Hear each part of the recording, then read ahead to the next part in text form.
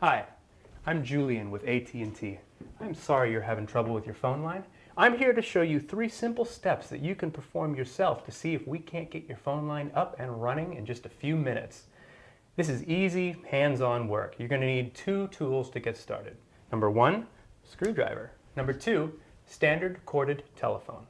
With these 2 tools, we're going to figure out if the problem is outside or inside your house.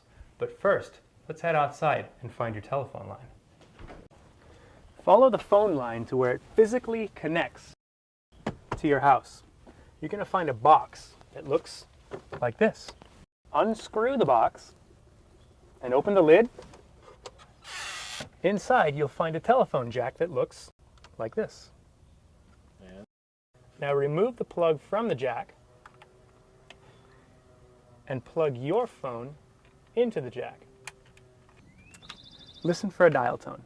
If you do hear a dial tone, that means the line out here is okay and the problem resides somewhere inside of the house.